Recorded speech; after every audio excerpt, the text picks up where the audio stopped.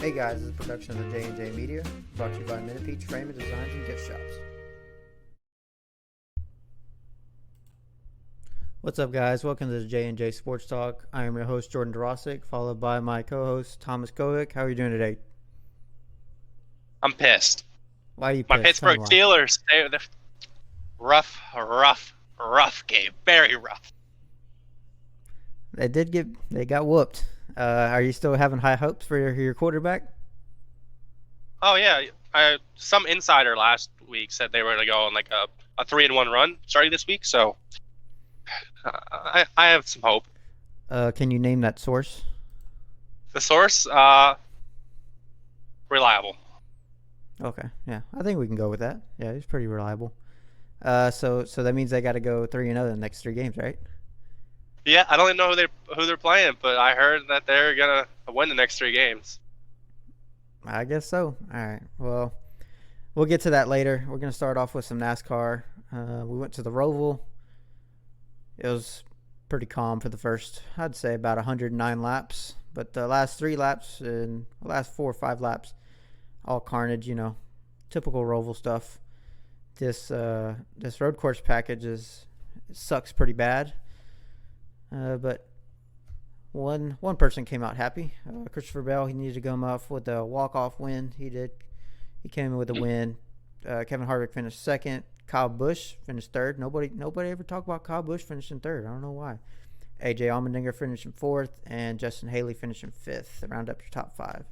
So, what are your thoughts on this Roval race, Clash? It was a very, very boring race. I usually like wrecks anyway, so if there's no wrecks, I'm gonna say it's boring. But for a road course like this, I think there was only one pass, like the whole race. I swear, like it was very, very boring. Everyone was going 100% all the time. You couldn't pass, and like when you did try to set up a pass, I guess you would overheat your car and cause power steering issues. Yeah, you did. You picked Suarez for the win to come home with a win. What happened to your amigo? Well, he was trying to pass Cindric, and he just I don't know if he wasn't getting enough airflow. He just cooked his power steering. Do you think? But you also did come with a conspiracy, or somebody sabotaged his power steering. Yeah, I don't know who it was. It was I don't know. Definitely not one of his amigos. We could say that. But But yeah, yeah, I don't even think there was a real pass for the lead at like stage 1 or stage 2. It was just, other than I think stage 2, Reddick pulled out of the way to let AJ Allmendinger go by. yeah. The only pass for the lead was actually in pit road. I think Chase Elliott short pitted by 4 or 5 laps, which gave him I think like a 5 second lead. That's how he was able to take the lead, just by getting on pit road to get into fresh tires. Yeah, he was about, I'd say about 2.5, 2.7 seconds behind the leaders. AJ and Reddick were just about 4 tenths within each other. Chase pitted about 2 laps, or 1 lap shorter than Reddick, and about 3, 4 laps shorter than AJ. And both AJ and Reddick had a long pit stop. I think I would say Reddick had about a 17-second stop, and AJ had a just about as long a stop. They both had some struggles, while Chase had a 10-second stop and ended up coming out with about a 5, 6 second lead. It got cut down to, let's say, 3.5 seconds with about 3 to 3.5 to go. And then there's a cardboard sign out there, and some would say that cardboard sign changed the playoffs entirely. Would you think that? Yeah, which I don't know why they have them on the inside of the wall there. Like you want to get as close as you can to that wall. So I don't understand why NASCAR has sponsors on the wall right there. Yeah, I don't know why, if they glued it or they stapled it to the wall. My As a Chase Elliott fan, that kind of made me mad, but it was gonna come out no matter what. NASCAR was just gonna find a way to throw a caution out there at the final couple of laps, because that was one of the most boringest road course races I've ever seen. Even though Chase Elliott was leading, I think he led the most of those laps, but the last 5 or so laps became all carnage, and Larson ended up getting kicked out of the playoffs because of, I guess you could say, Briscoe, Custer had a little teamwork in the final backstretch chicane, and Uh, Custer came home with a $100,000 fine. I'm And gonna put the blame on Kyle Larson for getting kicked out of the playoffs. If he wasn't being so aggressive and whacking the wall down, he wouldn't have been in 38th place, unable to pass anyone. yeah, Larson and Ross Chastain did hit the wall and then ultimately ruin their days to go for the win or have a good solid finish, which put them in jeopardy of a new winner such as Christopher Bell came home with a walk-off win and then pushing the cut line down from the top 8 or so more to top 7, and that's how Larson ended up getting booted out because Custer allegedly had a flat tire, and his team told him he had a flat tire.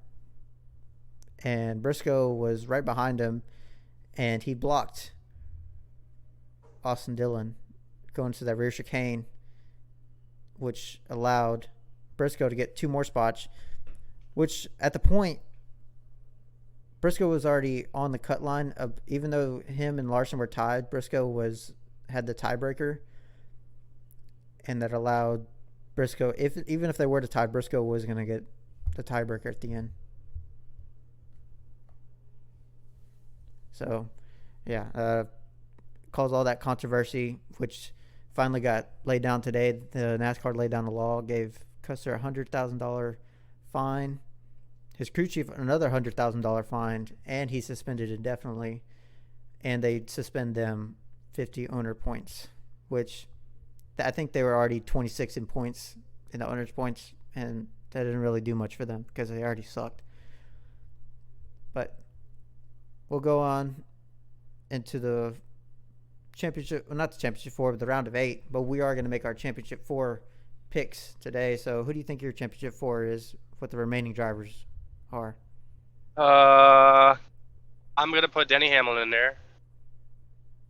Obviously, Chase Elliott, as long as he doesn't die or anything in the first 2 races. As long as he just runs his 10th every week, he should get in by points. So we got Denny, Chase. Who else? Ryan Blaney?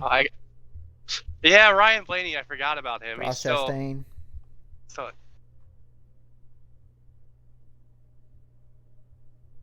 I'll go Ross. I think Ross and Blaney, and then Chase and Denny. Yeah, I think that's a good one. I originally picked going into these playoffs. I had Chase, Joey Logano, Blaney, and I either had Kyle Busch or Tyler Reddick, but they both got booted out. So I'm going to stick with those 3. I'm going to stick with Chase Elliott, Joey Logano, Ryan Blaney. And I don't like Logano. Because, we got Vegas and Homestead, and I don't really think Logano, I guess, maybe, does he run good at Vegas usually? I mean, he's been running top 2. He's the second best or second, third, fourth best overall points.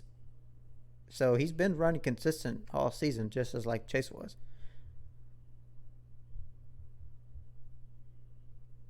But my top 4 is going to be Ryan Blaney, Chase Elliott, Joey Logano, and I'd go with Denny Hamlin for the final 4. That sounds pretty like a solid championship 4 going into the final race. Yeah, but there's a chance maybe Chase Briscoe wins the championship. There is a big chance because Chase Briscoe did end up winning Phoenix in the spring. So also behind him finishing P2 in that race was Ross Chastain. So I think if you get either one of those 2 into Phoenix, they should be championship favorites going in that race, considering how they ran well in that race in the spring. I don't know if it's going to transfer over into the fall because they barely had any notes about this car competitively. Now they got a stack of notes, setups. I don't know how they're going to go into this race. But Chase Elliott, he ran both of the chases. They ran pretty good in that Phoenix spring race. I don't know if you remember that race very well. Yeah, but I don't. I do remember Chase Briscoe having a rocket at the end of the race. But I'm going to change the subject here. I think the final 4 is going to be determined by just car failures. I know Martinsville is coming up, and I don't think there's going to be very much passing at Martinsville, and Martinsville could be an ugly race. I think it's going to be an ugly race. It's basically a track position race at this point, no matter where you qualify. And since they're in the playoffs, you got all these round of 8 people where they're just going to be booting each other out the way because you already seen how they were going to be at the Roval. Expect them to be at Martinsville now. Well, in like the spring race, didn't like Denny run like 36 the whole entire race? Yeah, I think he almost got lapped down in stage 1 or stage 2. And there's several cars. I mean, I know the Hendrick were pretty strong in the short run, and the Penske cars come in at the end with their long run cars.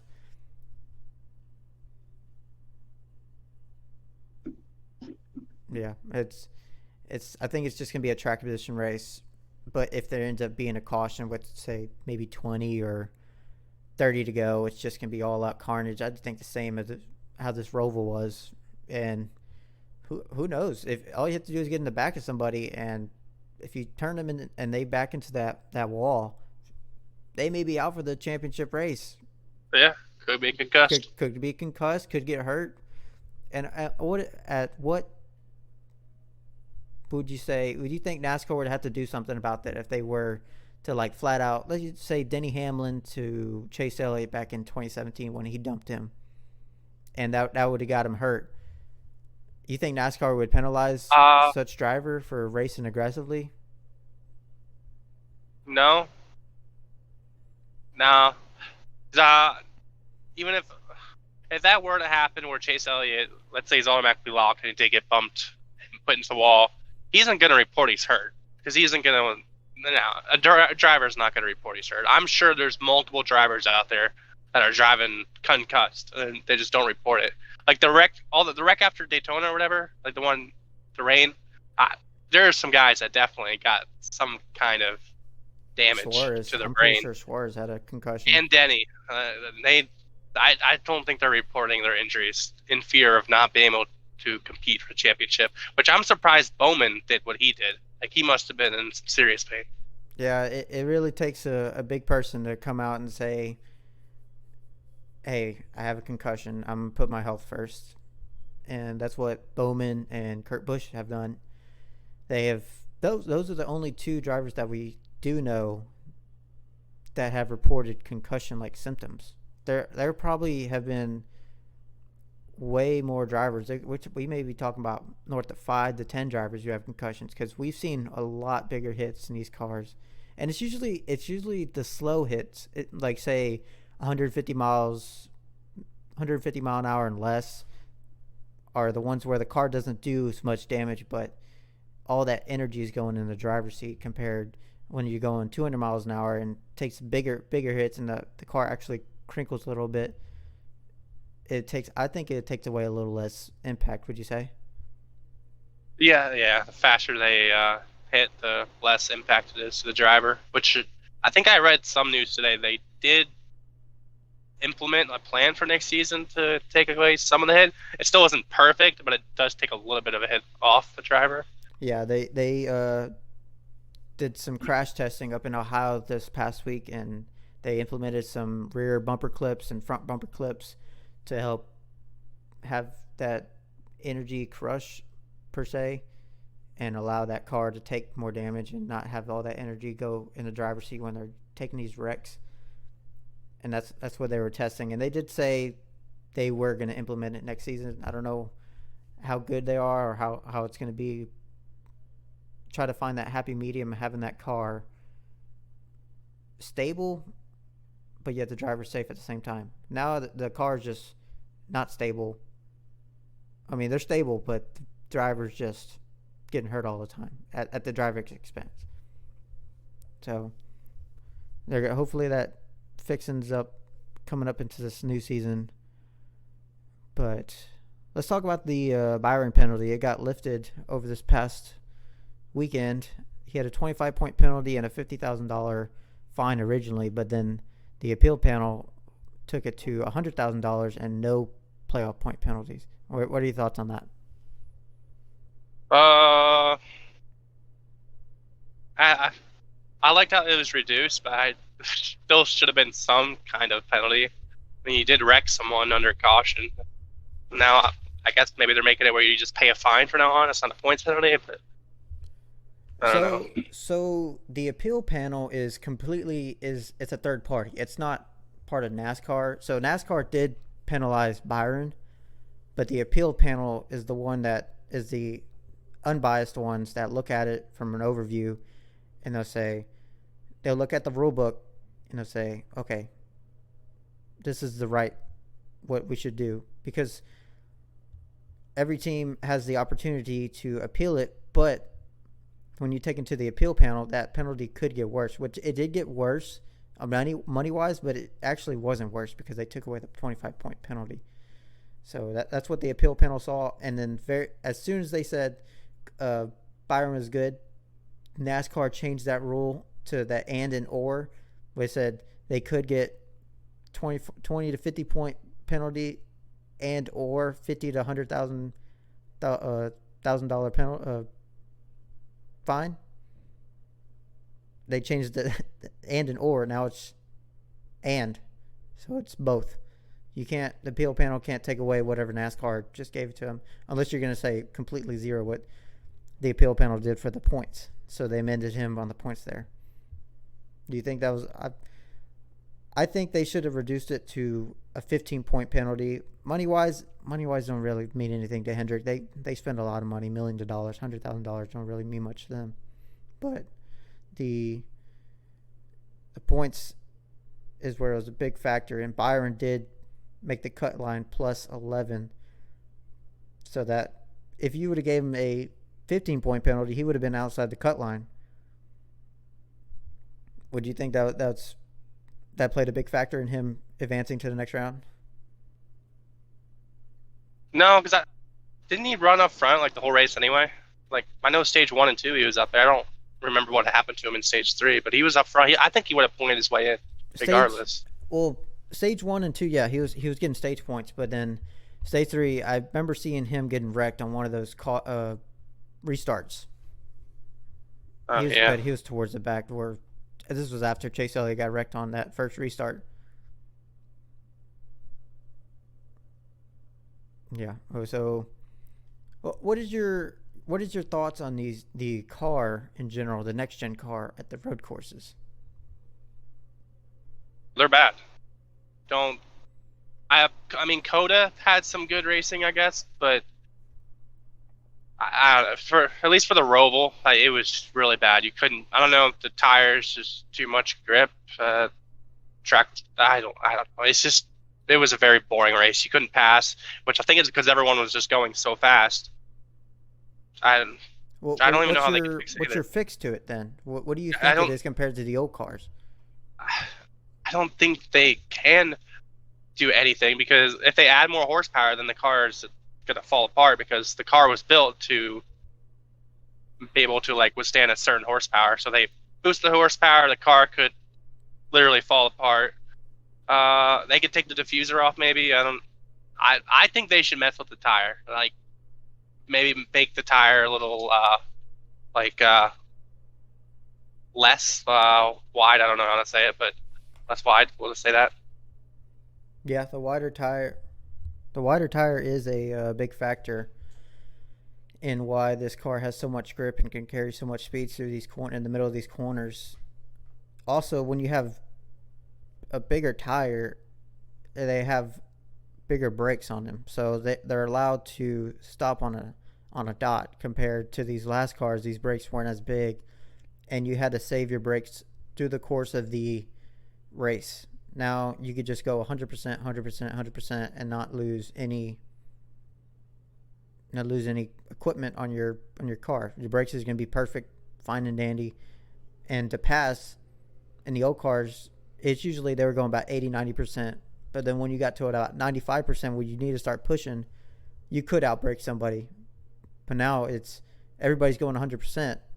If you go 101%, you're already missing the corner, and you're taking out somebody. As you can see, this whole race was just a bunch of carnage the last 5 laps. Would you think it would be something with the brakes and tires, a good package around there? Maybe. I think they should add a little more horsepower, because the old cars did have 750 horsepower. Wow, compared to these cars have 670.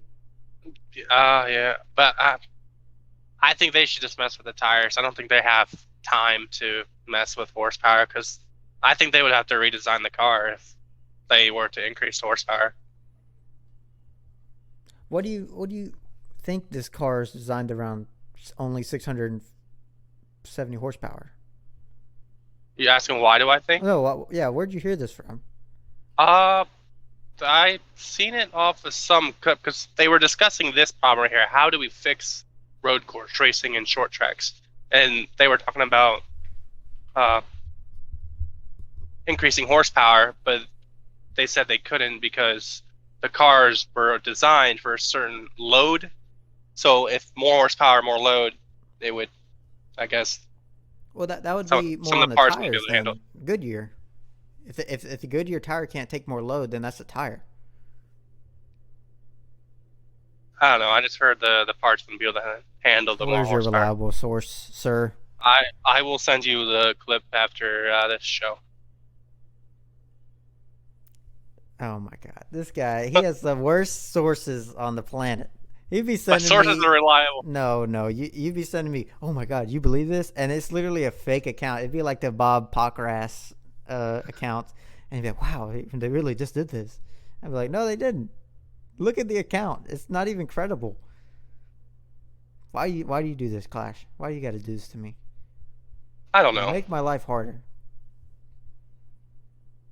All right, whatever. Let's move on to some football. Actually, I forgot. Let's go on to our Vegas picks. Who do you think is going to win Vegas first? Who did the race? Yeah. Can't pick the amigo. Yeah, who do you think is going to advance into the if Vegas. If you were to pick a playoff driver, who do you think would Vegas. advance into Phoenix for the championship? I ain't gonna pick a champion. I'm gonna go with Kyle Busch wins the race. Kaboosh. Is he you picking? Yeah. Yep, Kyle Busch. I think he was a sleeper. He ended up getting third in the Roval. Nobody's talking about it. Ain't nobody talking about this. I didn't even know he got third. NASCAR was too busy showing all the carnage and. Yeah, they were sharing a lot of carnage. Oh, also we got big breaking news. You can say unofficial breaking news, but me and Clash could say we're correct that Tyler Reddick is going. 2311 just bought out their contract from RCR, so they won't be filling out a third charter for this next coming year, and 2311 is going to have to put him in the seat a year early, and which basically tells us Kurt Busch is not coming back next year. They said the official announcement is going to be coming but when they're at the racetrack at Las Vegas, but that's all but saying what's going to happen. Poor Kurt Busch. He was a good guy. He was so consistent. He'd get about one win a year. He'd get you one good win for your team, and then he stopped winning. I don't know why. But your pick is Kyle Busch. I'm going to go with... Who should I go with? I'll go with Tyler Reddick. I think Tyler Reddick's going to come home with a win. He's been... You don't think he's going to blow right rear? I think everybody's going to blow a right rear. It's who's not going to blow a right rear is the real question. So if Tyler Reddick wins, but if I'm going for a playoff driver,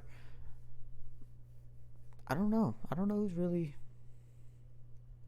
I'm not going to go for a playoff driver. We'll just go off our main picks. I think Tyler Reddick is going to win it. Tyler Reddick wins it. He's pretty good running the high line, and these cars bring up some good racing out at the 1.5 mile tracks.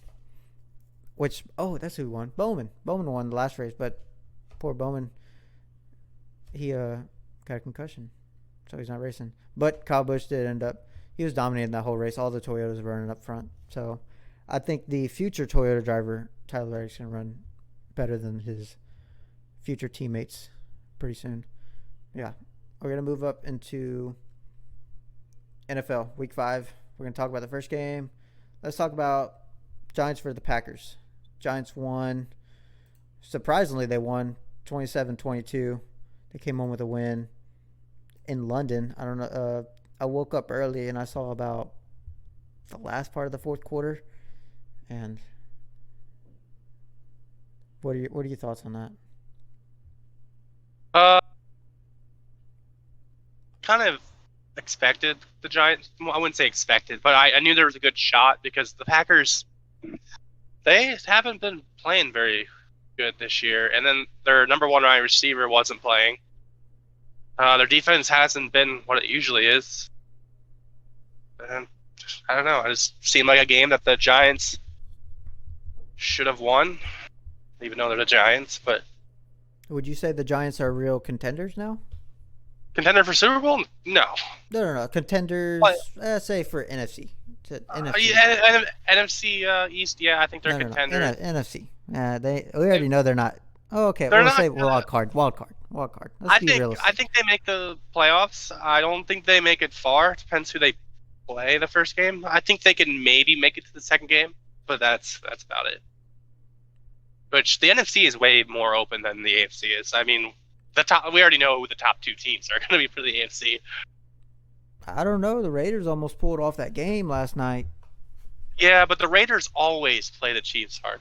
Always. Yeah, I know who showed up for that game. Josh Jacobs. He had a hell of a game. He played really good. We'll get to that later, but yeah, Daniel Jones, he had a pretty solid game. He went 21 for 27, 217 yards, nothing special. Aaron Rodgers, bad man. He went 25 for 39, 222 yards, 2 touchdowns. Saquon Barkley, their main quarterback, went 13 carries, 70 yards, 1 touchdown. And their real quarterback, Daniel Jones, had 10 carries, 37 yards. So, who would you... So, you know how the quarterback record only goes to one player on the team, and it's the quarterback. So, should Saquon get any credit for that record? No, I don't think he's... I mean, he does to some while. I think he has to start the game to get the... Maybe if they start the game in Wildcat, then maybe he would get credit for it, but no. But so you're saying he's not doing anything special to help this team win? It's all Daniel Jones, or it's the defense? Yeah, but it doesn't matter. Like those Houston Cowboys, like Zeke can carry the team for 1,000 rushing yards, 20 touchdowns, but they're still gonna say Dak won the game. It's just a quarterback sport. Well, that's what they say with Cooper Rush. I'm getting ahead of myself, but yes, they do say, well, yeah, the quarterback runs the team. There's also 21 other different spots out there on the starting field that are doing the exact same thing. Yes, the quarterback position is pretty important, but when a quarterback could go 0 for 50 on his completions, no touchdowns, 50 interceptions, and somehow their defense carried them to the win, he's still going to get that win, you know? Yeah, but also when the quarterback plays bad, you don't see people blaming the left tackle. He missed 34 blocks, and he got strip sacked 5 times because of it. Like, you don't ever hear. I would be blaming it's always the left quarterback. tackle. Always. If my fucking left tackle was doing that shit, nah, they off the team. Which Cowboys left tackle did end up allowing a few sacks from Aaron Donald, but he's a rookie. It's Aaron Donald. What are you gonna do against him? He's a dog. But back to the Giants. If they can find some receivers, I think they can be a threat. But they ain't going to go far with just Jones and Barkley, because Barkley is known for getting hurt. And Daniel Jones... Darius Slayton is the New York Giants' number 1 receiver. Who is that Did he guy? even play last week? Darius Slayton? Yeah, did he play last week? Yeah, he had 6 receptions for 79 yards. I don't even know who that is. I don't know who that is either, but somehow he had the most receptions out of the... They need to go get Odell. Yeah, they should go get Odell. You think they're going to get Odell or no? Or the Rams are going to pick him up? Or maybe the Bills. Bills could pick I don't him up. know. Does Odell want paid, or does he just want to play? Like, that's going to be the question. Does he want money, or does he not want money? I think Odell wants... I think he wants Super Bowls. I think he has enough money. Yeah, I don't think he's going to the Giants then. He'll probably go to maybe the maybe the Packers. I don't know. The Giants are 4-1. Definitely ain't going to Pittsburgh. Of course not. Who would want to go to Pittsburgh? I mean, it's a big franchise. A lot of people would want to go to. No, Pickens don't even want to be in Pittsburgh. He hates us. He Yeah. hates it there. We need to bring him to the Cowboys. Bring him over to the Cowboys. We'll trade him Noah Brown. I think that's We a don't fair need trade. any more receivers. We have too many receivers. Nah, yeah. I guess They so. all make good catches, and it's just I don't know. I can't tell you what's wrong with the Steelers. We have the weapons. Is it the fucking coaches? Like, oh, what's going on? It's because you are the Steelers. That's why. What do you mean? We don't get the Cowboys excuse. We're the Steelers. We're used to winning. No, y'all just suck in general. No, no. Even Stephen A. Smith, he is a big Steelers fan. He even says they all don't even look like an NFL team anymore. How embarrassing is that? Yeah, it's pretty embarrassing. We got all these young wide receivers that we got more than some teams, and we're still losing. Yeah. Well, before we move on into the next game that we're going to talk about, first off, hold up. Before I move on, what's going on with Aaron Rodgers? He's 3-2. You think he'd have a better? Is it because Randall Cobb is his best receiver, or Lazard is his best receiver? What's going on? I don't know. Matt, I think they just need to run the ball more. They have two good running backs. I don't watch their games, but I would imagine it's because they're not running the ball enough. Like, Yeah, the top two rushers they had for that game had Aaron Jones had 13 carries for 63 yards, and AJ Dillon had 6 carries for 34 yards. because I do remember Pretty good. Pretty good Sunday averages. morning that it was like 3rd and 1. They passed the ball. They got deflected. 4th and 1. Passed the ball. Got deflected. Like, they could have ran the ball at least once. Well, it didn't just get deflected. It got the first one hit his face mask. I'm surprised the ball didn't get caught in the face mask whenever he threw it. Yeah. But yeah, back-to-back deflections. They should have ran the ball. I think you have. Yeah. There's no excuse. It's like the Seahawks in the Super Bowl. They should have ran the ball. Same thing with, I don't know, Russell Wilson. Broncos country. Let's ride. Yeah. Terrible. Well, before we move on to the Cowboys, I would like to get a quick word from our sponsor, Minipeach. They've been a good sponsor. We're going to be talking about this giveaway after this commercial. So be ready for the giveaway and the good details. Minipeach Framing Designs and Gift Shops is worldwide on their websites. www.minipeach.com. That's www.minipeach.com. They offer something for everyone in their gift store. They have so many gift ideas, including baby items, home decor, garage signs, gift for kids, candy, Nintendo items, Harry Potter, Sailor Moon, frames, bereavement items, gnomes, pet items, canvases, art-free walls, and more. They even stock items for every season, including Valentine's Day, Easter, Halloween, and Christmas. They even have gift ideas for Mother's Day and Father's Day. Shop www.minipeach.com with promo code JJ10 for 10% off your entire store purchase. Support small business with Minipeach. That's www.minipeach.com. You'll find something for everyone on your store list. The gift shop with somebody every for Minipeach.com at promo code JJ10 and check out for 10% off your entire store purchase.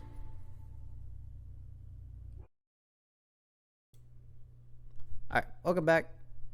That was our sponsor, Minipeach.com.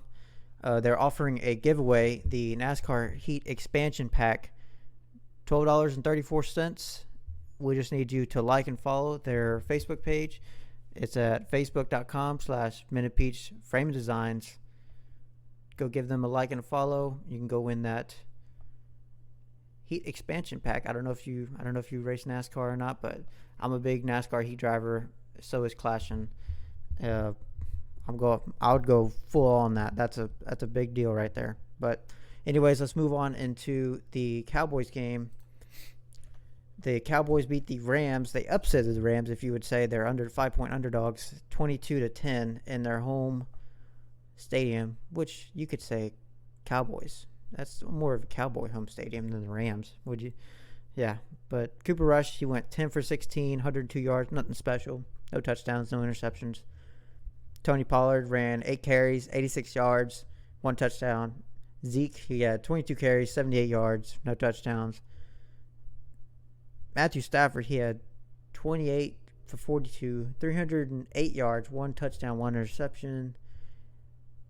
Cam Akers didn't really do anything. 13 carries, 33 yards. Cooper Kupp, he still put up some numbers. He had 7 receptions, 125 yards, and a 75-yard touchdown in the second quarter, if I believe correct. But yeah, what are your thoughts on that, Clashing, about that big game? You're talking about Cooper Kupp's big game? No, about the Cowboys' big game, winning on the road against the defending Super Bowl champions. I mean, I don't really think much of it.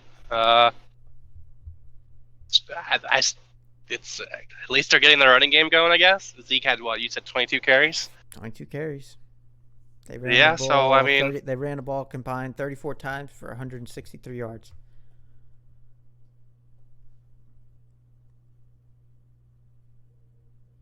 Any thoughts? No. Are you stunned? Stunned by the prediction that you said the Cowboys' cheeks? No. Cooper Rush's cheeks going to get clapped by the Rams. Rams defense. Well, I mean, they did clap his cheeks. He had 100 passing yards.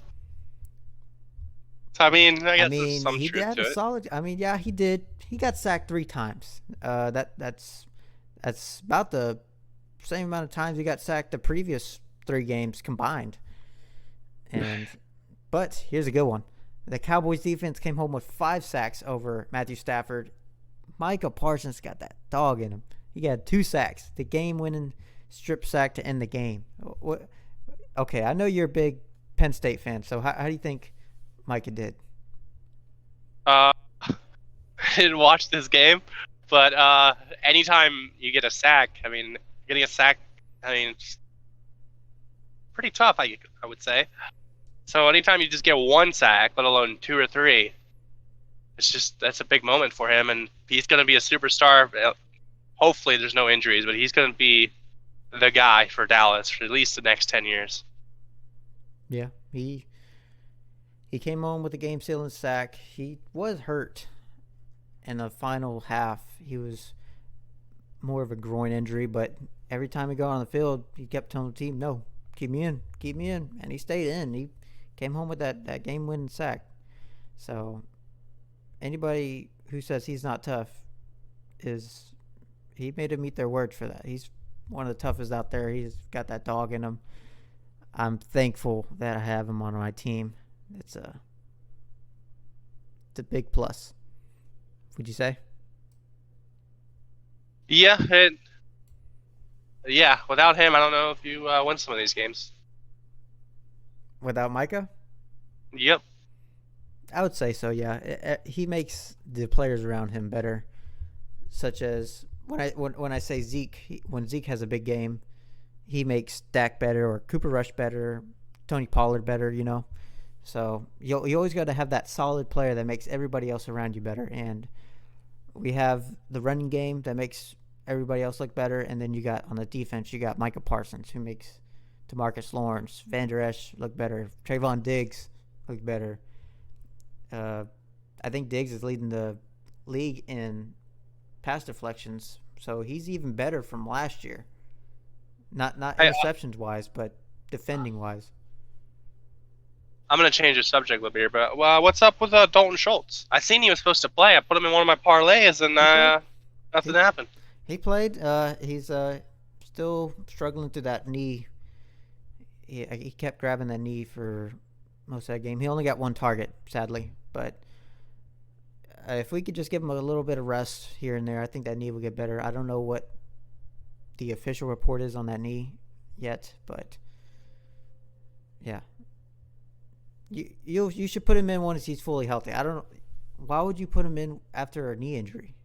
I didn't do my research. I Of didn't course. know. And this is why you wonder why you don't win your fantasy leagues.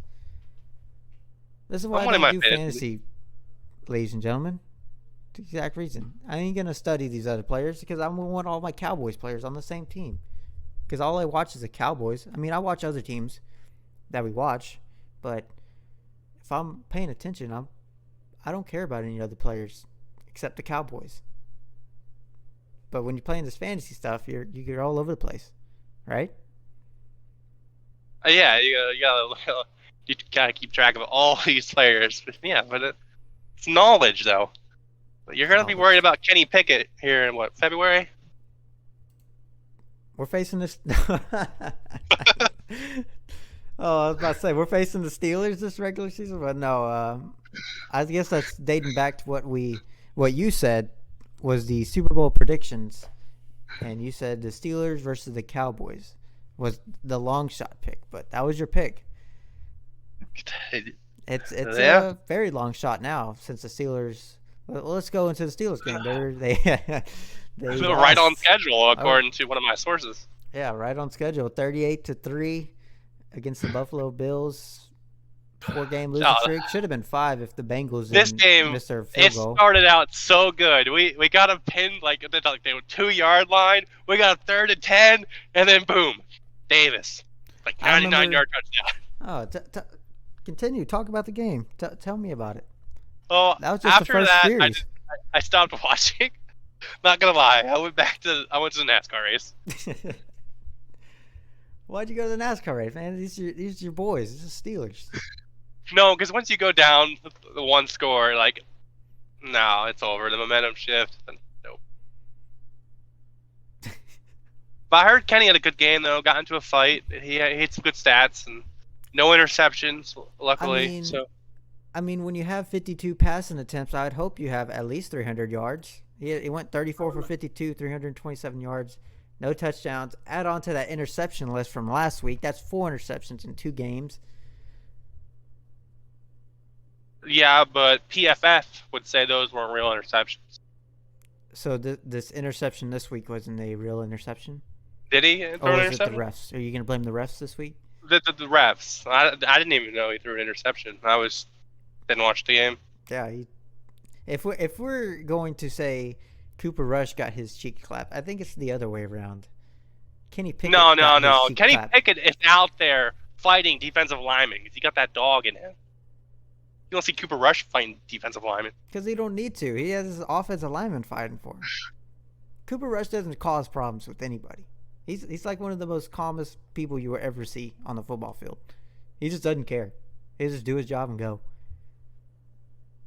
Which is what needed of a quarterback. I mean, you don't have to do all this extra stuff, like throwing up these interceptions. See, I think Kenny Pickett already has more interceptions than Cooper Rush has his whole career. And Cooper Rush has played 5 total games, and he's only had 1 interception. 0 in the last 4 games, might I add. Well, after we win the Super Bowl this year, hopefully we get some good draft picks and we can You already pick up focusing Anderson. You already focusing on the draft Yeah. after the Super Bowl. Yeah. After we win the Super Bowl, hopefully we get that first round pick. Okay, so according to our other guest last week, we had Shady. He said the Steelers would win 3 of the next 4 games after the Bills lost. Or after this last week. So they have to win 3 games in a row to meet his standards that he set for the Steelers. Do you think they are going to come home with those expectations Shady set on them? I don't know on this first round rookie. Do you know who they're playing? I know it's a big. I feel like the give me 1 Ravens second. is one of them. I think it was. I remember if I remember correctly, it was the Bucks. No, we can win that. Eagles, and the Dolphins. Oh, okay. All right. Let's It's doable. Because you know who else beat the Dolphins? The Jets. Yeah, you are facing the yeah, you are facing the Bucks at home, but you are 8-point underdogs. Hey, that's better than last week. And then this week, the following week, y'all are going to face the Dolphins at the Dolphins' home. Y'all are 6-point underdogs currently. I'm surprised they even already have the underdogs ready. Yeah. And then the following week, to round off the 3-game winning streak, you're going to have to face the Eagles. I think the Eagles. Well, the good news is the Eagles can only run the ball, so I think we just stack the box. Might have a chance, but I don't see us winning any of the games. Maybe the Dolphins if Tua is still concussed, because anything in Jets can do. CTE. Yeah. Yeah, there's no way he's coming back. He's not going to be the same quarterback that he was. Yeah, if we can get that same third-string quarterback that played the Jets to play the Steelers, I think we can win. Let's talk about these roughing the passers penalties. With the linemen throwing the quarterbacks down, and as per of them tackling them, the refs just are trigger happy with that flag. With Tom Brady against the Falcons, Derek Carr with the Chiefs, Derek Carr had the ball stripped from him, and the guy that sacked him had the ball in his hand while he was tackling him at the same time, and they still threw roughing the passer because he laid 100% of his body weight on the quarterback. Yeah, I don't understand these calls. Like, I don't know if they're just getting power happy or, especially the Falcons one, the one on Tom Brady. That one was dumb. No, not even close to roughing the passer. Do you think it's because of how they tackled Tua and how he became concussed?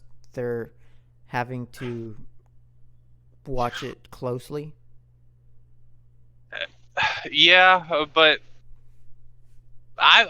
you're gonna hate this, but I heard the Pat McAfee show said they should add roughing the passer, like make it reviewable, so like you can pick up the flag if it's deemed not egregious or whatever.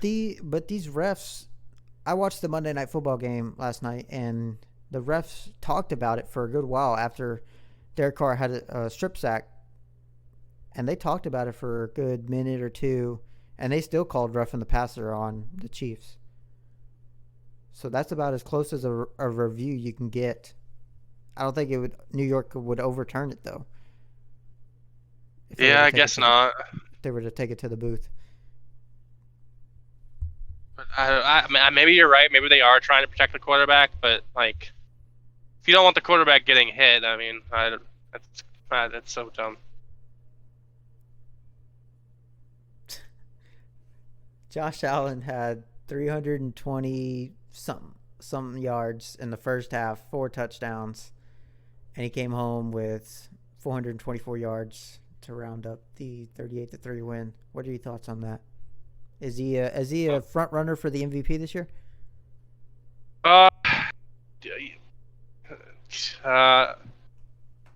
Yeah. I think he's the only. So who else? Micah? It would have been Tua if Tua would be alive still, but you say Parsons? Yeah, Micah. MVP is usually a quarterback winning thing. Yeah, it is. Cooper Kupp didn't even get it last year, and he had a freaking all-time record stats. Like, it's gonna go to a quarterback. I think it's gonna be Josh Allen because the quarterback's throwing to him. I think it's gonna be Josh Allen, 100%, unless something happens. So you're 100% the Bills are good. On Josh Allen getting the MVP? Yeah, because unless someone gets really hot, like maybe with Zach Wilson or the Jets or something, but Zach Milson. I think it's gonna be Josh. I don't see anyone else playing good, unless Dak. No, maybe Dak can come back. No, it's too late in the season. Yeah, too late. Unless, I don't see Dak. Even if he were to come back and say this week versus the Eagles and go. Because the problem is with Dak is they're winning without you, so it doesn't really make you look as valuable. Well, if say their defense starts struggling and they have to go out to 42-38 shootouts and Dak is throwing all these bombs, see it like that. Yeah, I think Josh has it in the bag. Josh is probably like a plus 180 right now, and second place is at a plus 400. I don't even know who would be second place. I think Probably Micah Patrick would be. Mahomes. I mean, yeah, if you say if we're going a quarterback, let's go a non-quarterback for MVP. I mean, you would have Cooper Kupp would be up there. Parsons would be up there. Minka, I think Minka's already had 3 interceptions this season.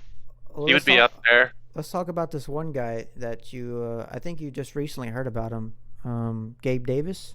No, recall who that is? not MVP, because he had 2 catches. I could have done that.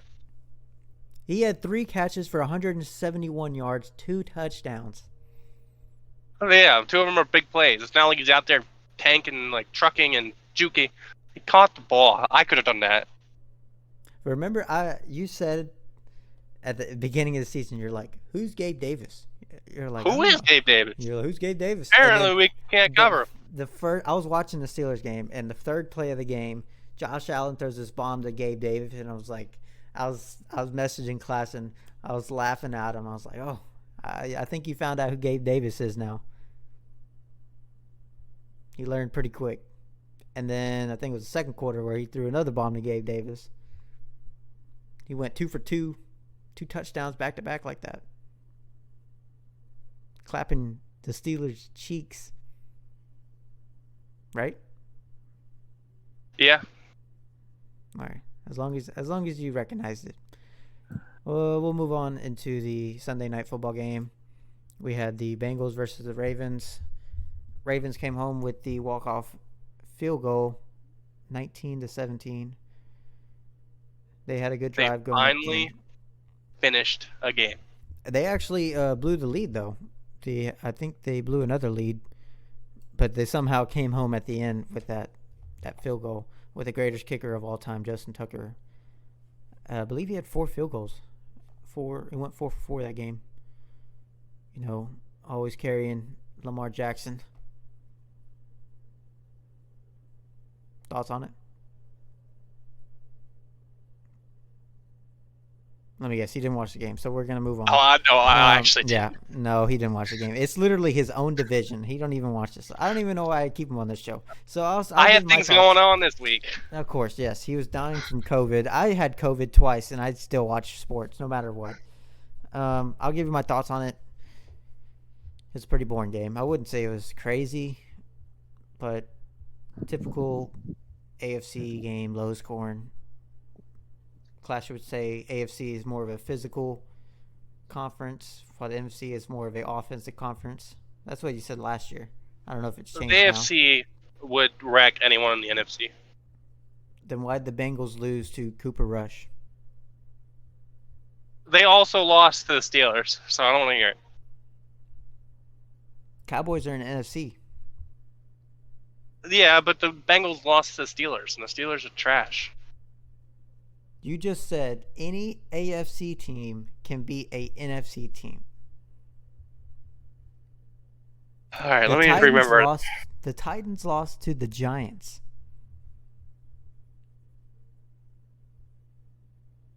Who would Yeah. Okay, we could say the Bills beat the Rams, but are the Rams really a solid contender this year?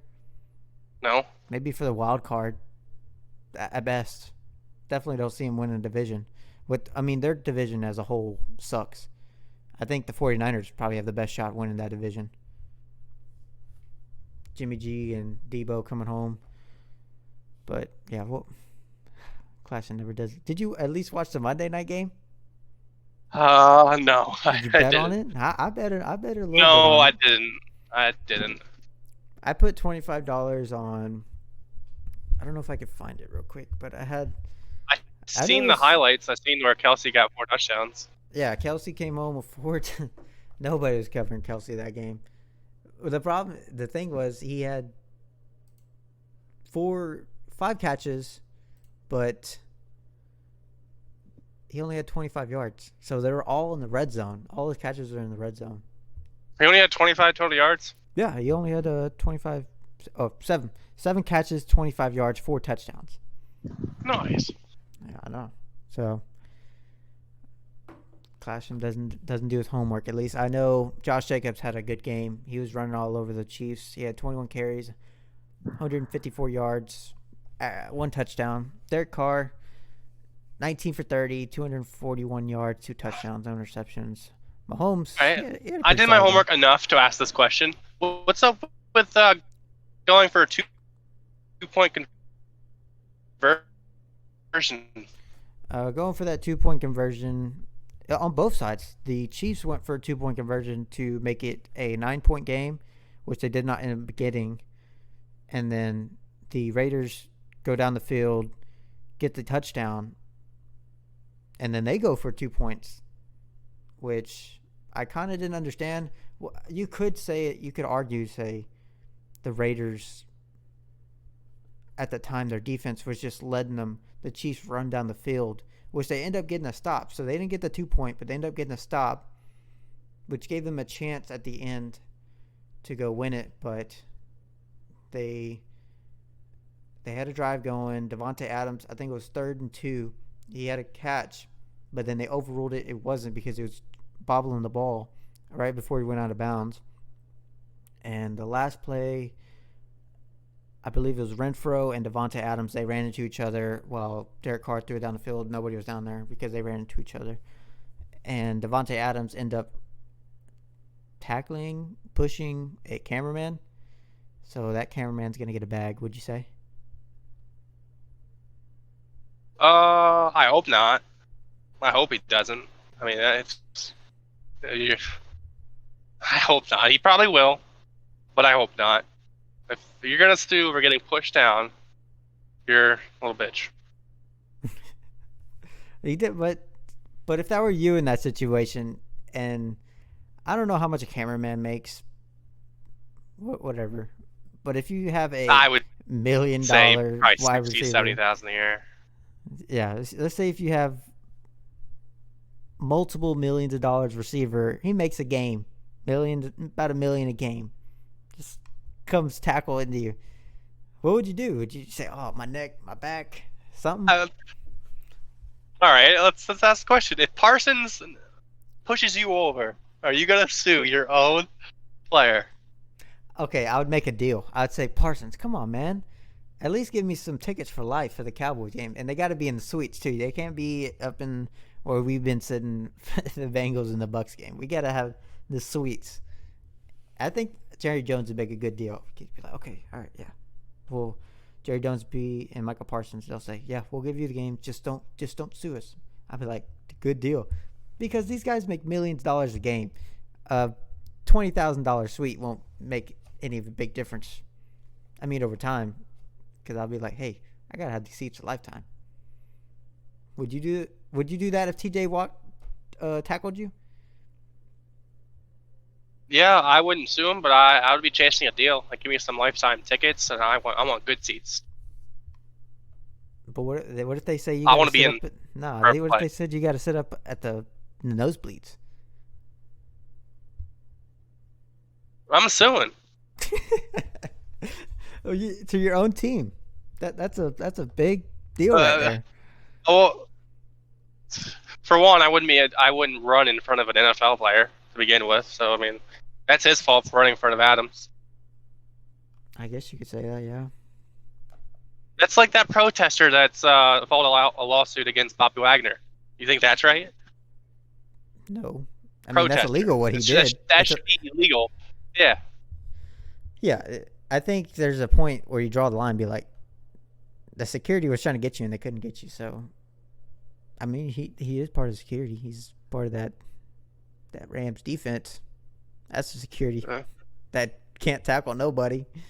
Can't even tackle Zeke, Pollard, Cooper Rush. It's a rush hour. All right, I'm going to ask you this. Will you watch the 5 games that we are going to pick this week? Can you do me that? I might. Depends on what games they are. I mean, I probably will. If they're primetime games, I probably will. Okay, we always pick 3 primetime games. We always got a Thursday night game, a Sunday night game, and a Monday night game. And we mix in 2 Sunday games in there. So I believe we have a good list, except for the Thursday night game. This is a terrible one. I don't It know if can't I'm be gonna any watch worse it. than last Thursday night. Debatable. Yeah. All right. Well, let's get the picks. We have Thursday night game. We got the Commanders versus the Bears. Who you got in that one? Commanders. The Commies? You got the Commies on this one? Yep, Redskins. Mm. The Bears are bad, just a heads up. They almost beat the Vikings. 4-1.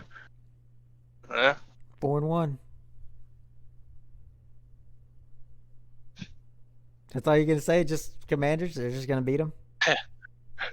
Yeah. I'm going to go with the Commanders. Okay, yeah. I'm going with the Bears because Commanders are 1-4, or the Redskins, whatever you want to call them. They're 1-4.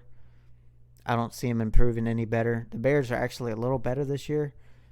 So, yeah, I think anybody, even Ron Rivera, he called out his own quarterback yesterday. Oh, yeah, I forgot about that. One of the reporters asked him a question. They said, so with the other NFC East teams succeeding and y'all aren't, what is the difference? Or why aren't y'all succeeding like the other teams? And he said, quarterback. Pretty simple. Quarterback plays terrible. Or he didn't say that, but he called him out. It was implied. Yeah, it was very implied. So that's a bad look. Carson Wentz, I know McLevin's, that's his old quarterback. Well, maybe it will fire up Carson Wentz to want to play better. Oh, yeah. So instead of getting sacked 6 times in the first quarter, he's going to get sacked 4 times in the first quarter. Then break his leg in the process. Yeah, break his leg in the process. Probably going to happen. So break a leg, Carson Wentz. Well, at least he'll be out in the tree stand hunting. So it might help him. Okay. Well, let's move on to probably one of the games of the year. We got the Bills versus the Chiefs. Oh, I don't even know. I mean, tough one. That's probably an AFC. It's a 50-50. This is a AFC championship preview right here, basically. This is the Super Bowl, basically. It's not the Super Bowl. They need to move one of these teams to the NFC. I'm gonna go with. Where's the game at? It's at Arrowhead Stadium. The Chiefs. I'm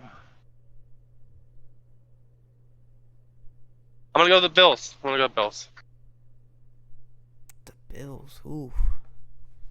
I did say the Bills were going to the AFC Championship game and coming home, or they were going to go to the Super Bowl. So I would say the Bills are going to win this one because it's basically a preview of the AFC Championship game. So give me the Bills. Next game, we're going Ravens versus the Giants. Ravens are 3-2. Giants are 4-1. It's going to be in New York. Could be a good game. Could be a good game.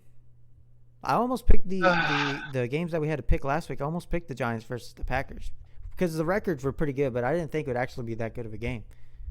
So the Ravens are coming off of offensive struggle, so I think they'll be boosted up. Barkley is a little banged up, which he always is. I'm gonna go Ravens. I'll go. I don't want to pick the Giants. I don't really see. Maybe they just had one good game. You know, you get fired up for one good game. You're facing the Packers, and all that head of steam goes down. So I'll go with the Ravens on this one. This is a big game. I think this is the game of the week, or compares game of the week versus the Bills versus the Chiefs. We got the Cowboys versus the Eagles on Sunday Night Football. Who you got? Oh, that's this week? Oh, I'm going Eagles. Why are you going Eagles? I gotta go Eagles. Why? Because I always pick the opposite versus Cowboys. Well, can you give me a better reason? Because the Eagles are really good around the ball, and Parsons is a really good pass rusher. So it's going to limit what Parsons is able to do. So I just think they're going to control the ball. Yeah, I don't know. Eagles. Parsons didn't play this game last year. The last time they faced the Eagles in Week 18, they sat him out the rest of them. Yeah, I'm just saying. Parsons gets all of his stats in the pass rush. Like that's where he's most destructive, is in the pass rush. And with a team that doesn't really like the pass, I'm not saying he's not good in the run game. He's better in the pass game than he is in the run game. Okay, solid. That's solid. Uh, Going with the boys. You know the boys are gonna come on with it. This is probably the game of the year, 2.0 in the NFC side. I don't know if the Bills versus Chiefs may be a shootout. I feel like this would be a shootout. This is more of actually a defensive shootout because Yeah, this would be like a 19-16 game. Yeah, so If that, it could be 10-13. but I don't know if Dak's coming back. I haven't heard no news about Dak's hand or anything, but we should know later. I think Cowboys are going to come home with this. Cooper Rush or Dak, one of them. They're going to come home. I think it's going to be Dak playing. Like this is a game. Like I don't think the Cowboys are going to fall one game behind in. You can't have I mean, Cooper Rush is a solid quarterback, but I think you need more than a solid quarterback for a big game like this. You know, you need your franchise quarterback.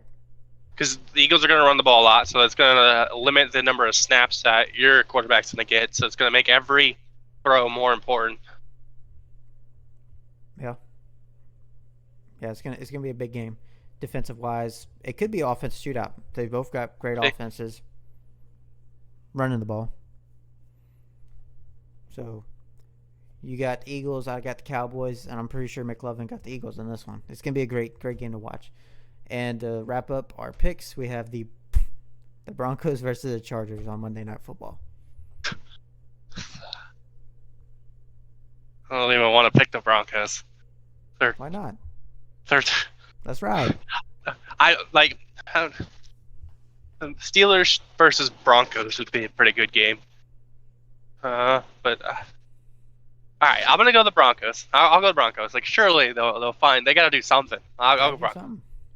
Yeah, they can't fail for 5 weeks in a row, or 6, whatever. I'm going with the Chargers. I think they're going to clap.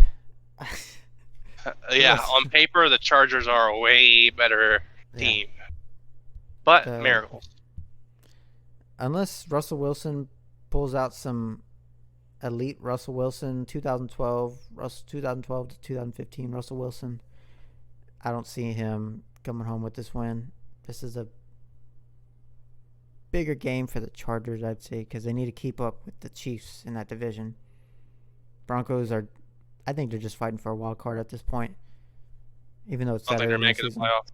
Yeah, at this point, I don't see the Broncos making this playoffs, but they could change my mind. This could be the game where they finally turn it around, but we'll see. That is our picks, sponsored by MinutePeach.com. Go over their websites. They got some good stuff for everybody. And we're gonna wrap up this show. We discussed a lot. Talk about the Roval Championship 4 picks, weeks 5 and 6.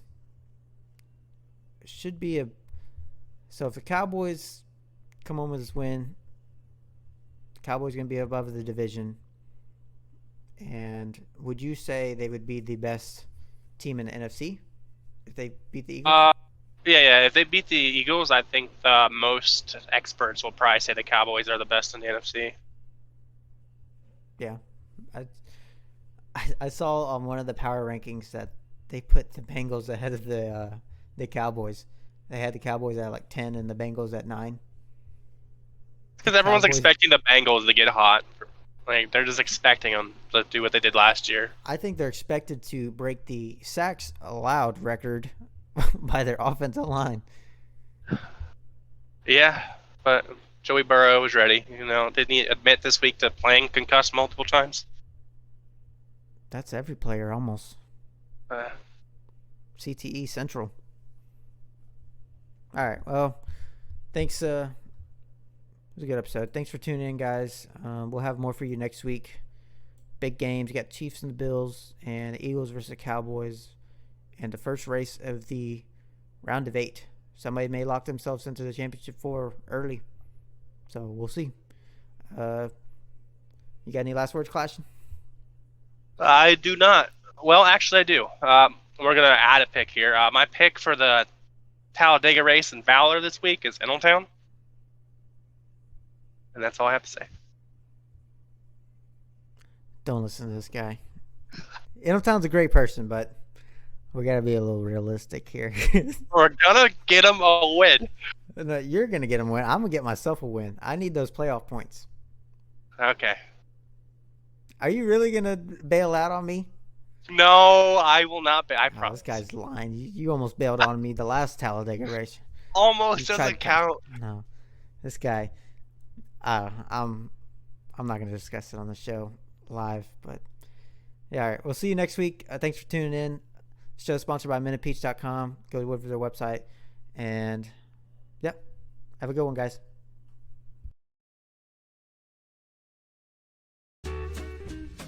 Hey guys, this is a production of the J&J Media, brought to you by Minute Peach Framing Designs and Gift Shops.